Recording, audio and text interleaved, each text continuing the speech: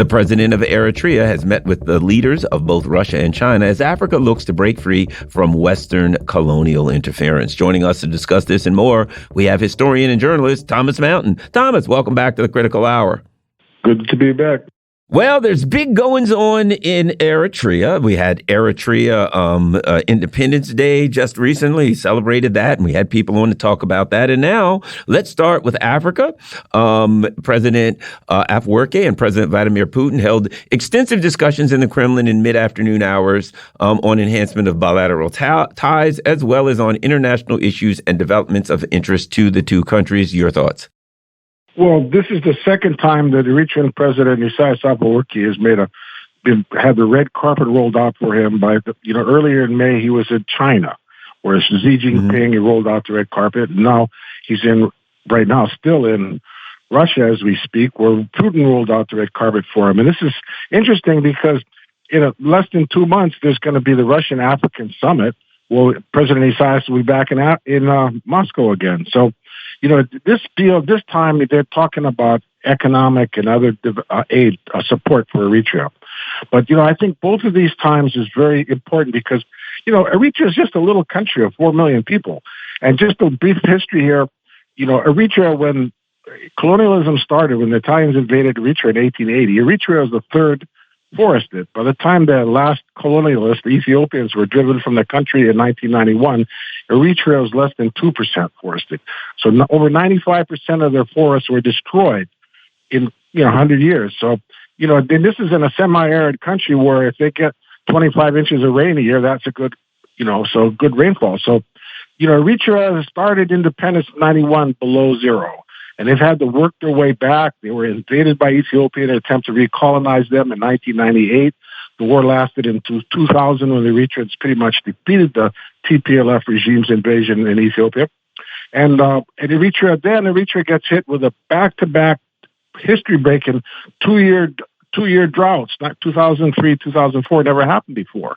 And this is in a country that's 70% agriculture and, rainfall-based. And 2 years of drought. And then again in 2008, 2009, this basically Western industrialization caused, climate disaster, hit Eritrea again, another 2-year drought.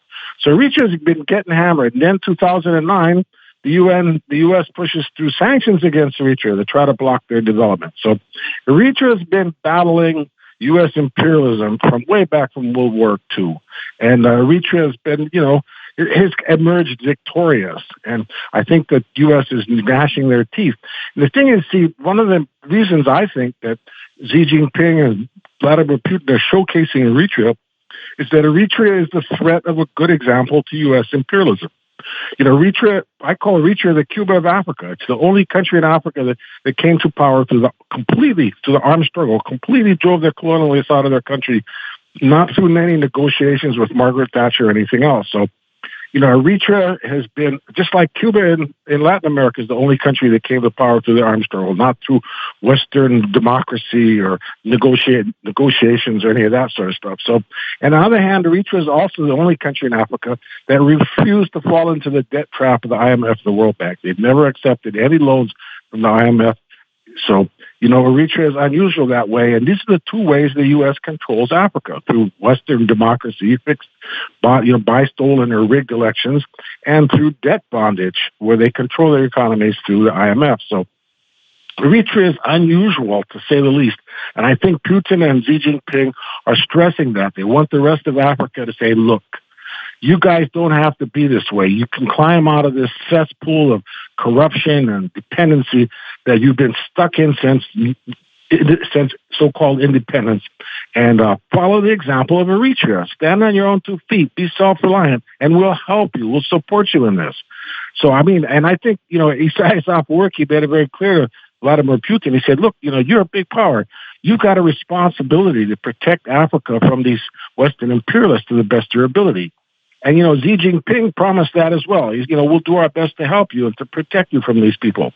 You got to remember, when the sanctions were passed against Eritrea in 2009 by the U.S. through the UN Security Council, Vladimir Putin was not president. Medvedev was president. Xi Jinping was not president.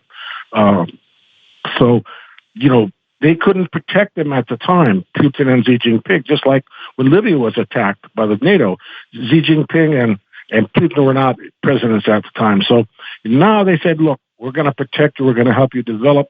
At this point, it looks like Eritrea is going to be the preeminent recipient of Chinese support in the next few years. We're talking about billions of dollars in Chinese aid that is, puts Eritrea at the top of the list of those receiving Chinese aid in Africa. And this is just a little country of 4 million people.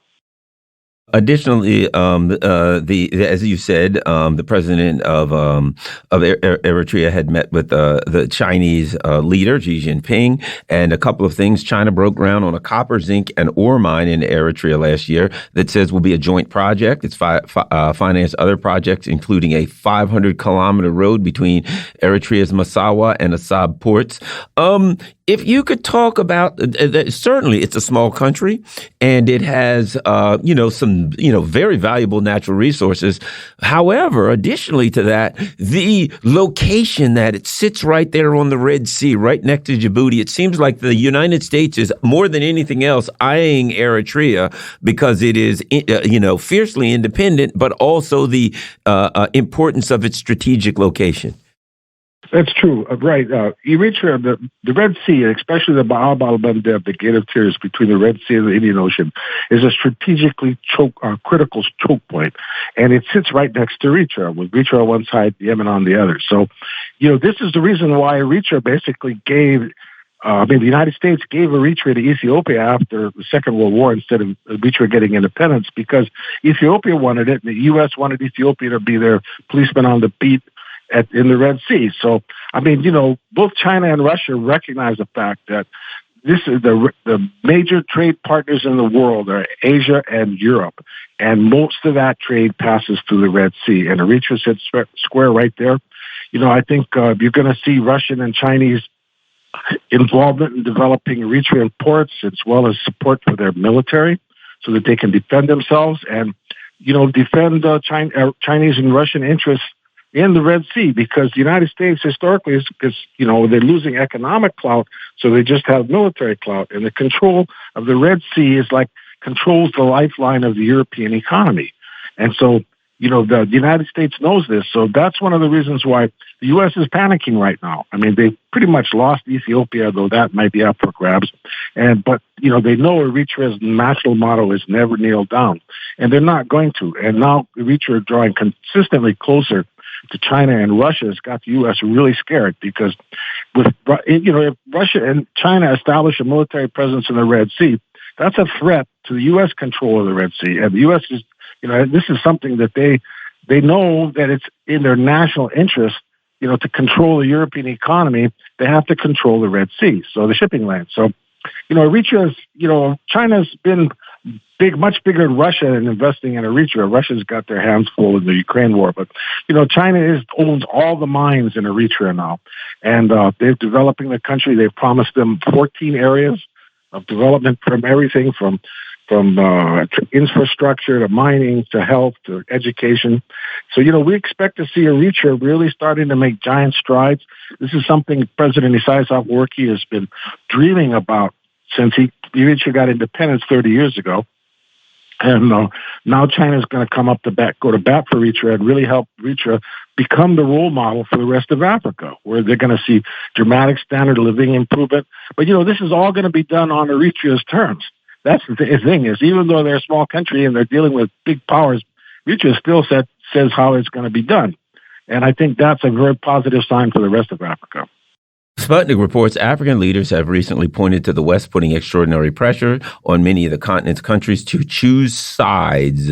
ANC youth leader slams U.S.-led policy, quote, put gun to South Africa's head. One of the things I'm seeing now is videos of people from South Africa, people from Uganda, people from different countries saying to the U.S., saying to the traditional colonial powers, no more. We're not listening to you. Don't tell us what to do. There seems to be a newfound vigor in Africa to push back against the conventional colonial powers. Your thoughts, Thomas? Well, I think it's interesting now, even Kenya, which has long been a puppet of the U.S., under the new President Ruto, it's got Lavrov there, and they're talking about dealing in mutual currencies instead of the U.S. dollars. This new IGAD, this inter-country organization to unite East Africa. And, this is an organization Eritrea basically set up before it was hijacked by the TPLF. So, there's a lot of steps now being taken concretely where there's, you're starting to see some backbone in the African leaders because they know that they've been ripped off by the IMF, by these bankster bloodsuckers that have been just, bleeding them dry, and their people are suffering, and they're never going to get out of this trap unless they start to become self-sufficient and independent. So, the people of Africa have always wanted this, but the leadership has been pretty much, blustered and beat down and controlled by the U.S., but they're starting to see there's an alternative. There's China, there's Russia. They don't have to be a victim of U.S. hegemony. So this has got the U.S. definitely worried. And, we saw CNN, I think it was last week, come out with another nasty article, completely fabricated, bogus slanders against Eritrea, saying, Eritrea is doing this and doing that, crimes in Ethiopia, completely made up. Why? Because the U.S. is panicking. They don't want people to think Eritrea is a role model to emulate, to be independent of U.S. hegemony. They want to make people think that Eritrea is some sort of a brutal dictatorship, which is just not the case. I lived there for 15 years. I saw how people live. This was no dictatorship. The police on the street don't even carry firearms. So, the people of Eritrea are very politically conscious. The most politically conscious people I've ever met are the Eritrean people. And they know that, and their government knows that there's only one road ahead for them, even though life remains hard for the Eritrean people. They've had all these sanctions and all these wars in Ethiopia and all this climate disasters. Eritrea has still managed not just to survive, but to continue expanding and improving their people's lifestyle. So the people know, life is hard. We have water shortages. We have electric shortages. We have housing shortages. The people have to be patient, but there's light at the end of the tunnel. The future looks bright. We only got about a minute left, but Africa intends to become center of emerging multipolar world. Your thoughts on how that on that? Like I said, we only got about a minute and a half. Well, we'll have to see because, there's a war raging in Sudan. There's actually a guerrilla war raging in Mozambique. Kenya is still in pretty desperate economic situation. So, Africa has got a long ways to go, but they've got a role model that Putin and Xi Jinping are supporting in Eritrea. And I think more and more they're going to emulate that, and that's going to lead Africa out of the dark days they've been experiencing. We've been talking with Thomas Mountain. He is a historian and journalist. You're listening to The Critical Hour on Radio Sputnik. I'm your host, Garland Nixon. There's more on the other side. Stay tuned.